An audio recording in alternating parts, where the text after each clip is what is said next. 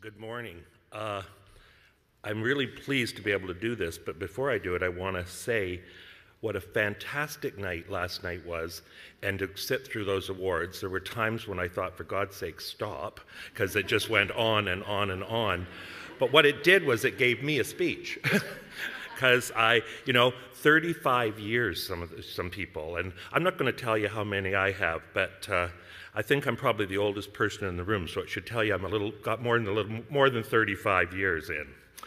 Anyway, I thought I'd start by reflecting a little bit on what it was like when I started in social services.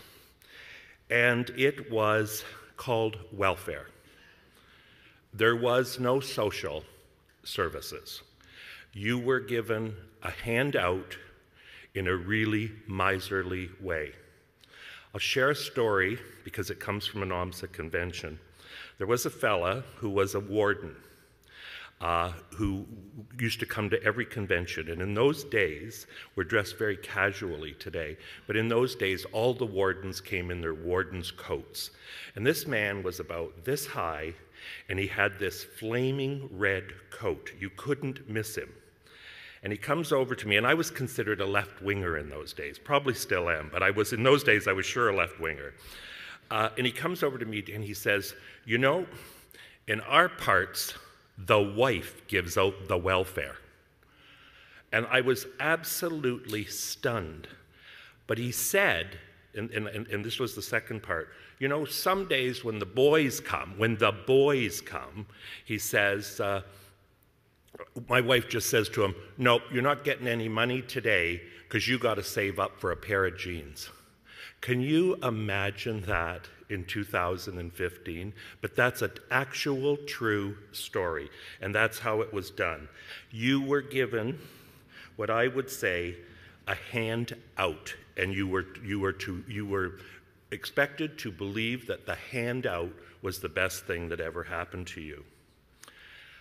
Women on social assistance back in those days, if you were a woman who was deserted, you were considered to be worthy of social assistance.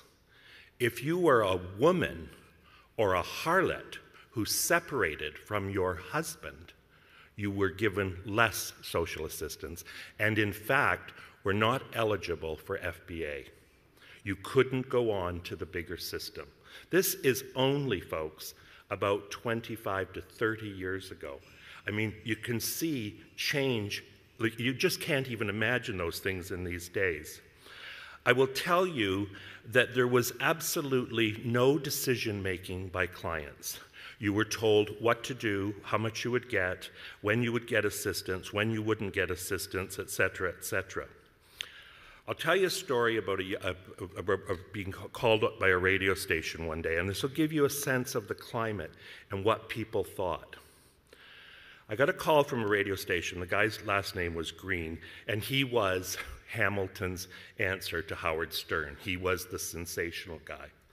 And for about 10 minutes before the phone call, before I went live on the radio, they talked to me about, oh, tell us all the good things about people, blah, blah, blah, blah, blah. And I got on the radio, and his question to me was, do you think it's right that these young girls should have a baby, get pregnant, and have another baby, and get more social assistance? And my response, through the mercy of God, was, I believe that society believes that every child in this country should be able to eat.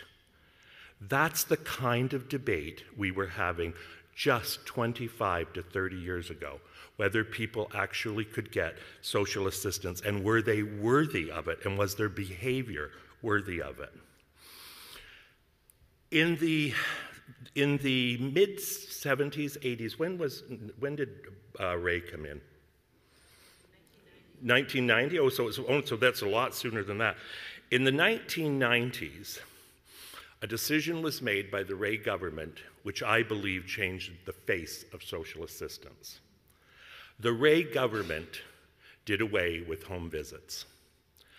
I think that that was the turning point in the way we deliver programs.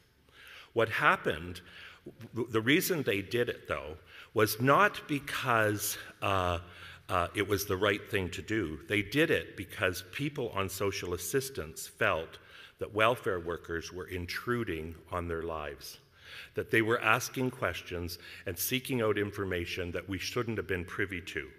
I say to you, though, and I would challenge that we took a step back at that point, because I think for a lot of young people or people starting out in social assistance, the real way to see poverty is to actually see it in action.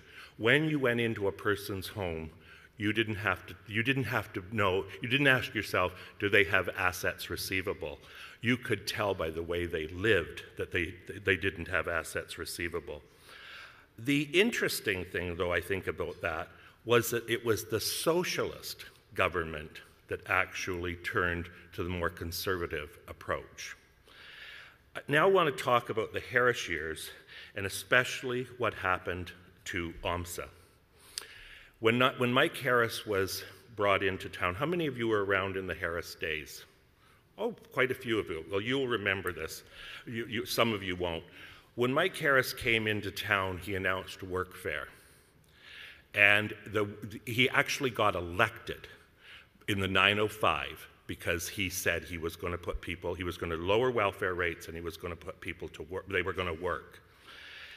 Anyway, OMSSA, in its bravery, and I was on the board then, I was the secretary-treasurer of the board, OMSSA, in its bravery, made a public statement against the Harris government and said that work for welfare was not an appropriate program. Literally within days, the Harris government closed OMSSA almost to the ground. At that time, we had a project, an employment project, and there were 23 employees that were working on employment, bringing employment into social assistance, no longer welfare. And because we stood up to the brute, we were punished, and we had to let 23 people go. I'm now going to tell you a funny part of this story. I work for the province now, and when I was, it was decision was made at the AMO conference that the guy with the biggest mouth, which was incidentally me, would speak out against Mike Harris. And my topic was why Mike Harris is bad for Ontario. When I got hired by the province and they Googled Alf Spencer, what do you think popped up? I thought that was going to be a short career. I will tell you they kept me on contract for a bit before they offered me a full-time job. But I got to tell you, it was devastating. And people, we took a step backwards because the public actually believed that they could voice out against people on social assistance. So that's enough about the history. I want to talk now a little bit about the challenges, because I only have a few minutes, but I want to talk a little bit about the challenges and things that I think that we still need to focus on. I believe that when I first started, there were literally dozens and dozens and dozens of mostly young men who left school either right after grade 8 or were out of school by grade 10. And the reason they left was because nobody was diagnosing learning disabilities. You were just a troublemaker. Nobody understood the frustration of learning.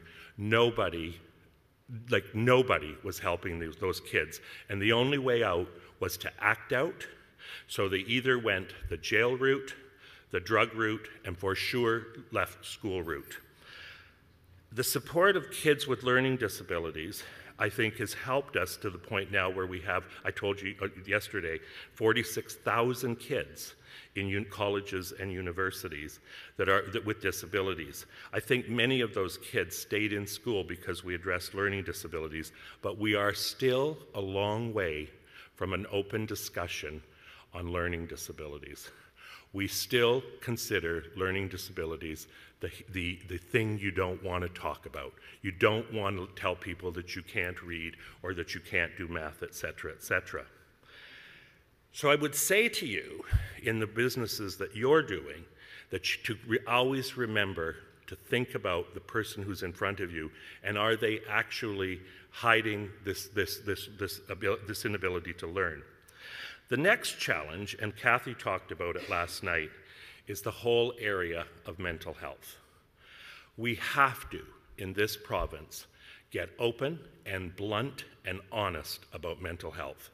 Right now, the 46,000 kids that are in university, the number one disability, if you're in university, is mental health. We are asking kids in second year university to get 80 and 90% because if they're going the university route, they have to have a master's. We're putting pressure on kids that's an unbelievable pressure. And it's not just in schools, it's everywhere. We have to have an honest discussion about mental health and where it fits into work, play, etc., etc. Incidentally, the second disability at colleges and universities is bulimia. So think about mental health pressures to get an education and then manifesting in how do I look, how do I feel, etc., etc. The next thing I think that we have to talk about is the impact of technology on the jobs that you do. You know that yesterday I talked long and hard about the need to consult, to talk to people, to get people's opinions. I would challenge you that in your work, you should be looking at things like SharePoint. If you're actually going to have integrated human services, is there not a way through technology that the children's aid can talk to the employment counselor, can talk to the addictions counselor? Is there not a simple way to do it? I would also say to you that you have a responsibility to use the media to tell your stories, to tell the stories that we heard last night, the children's aid stories, the children's services stories, the housing stories, the employment stories. You should be tweeting as an organization at least once a week.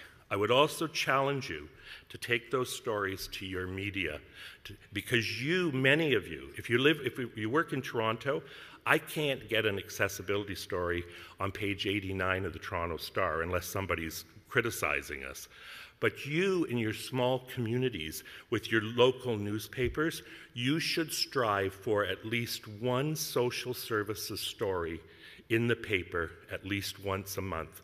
Tell the stories, not the poverty story, tell the success stories, the stories that you're proud of and that your community should even be more proud of. So in summary, I want to leave you with this thought. We went from hand out to the time of employment where we'll give you a hand up. I would say to all of you, and I leave you with this thought, that the delivery of human services by you is really hands joined together. Thank you.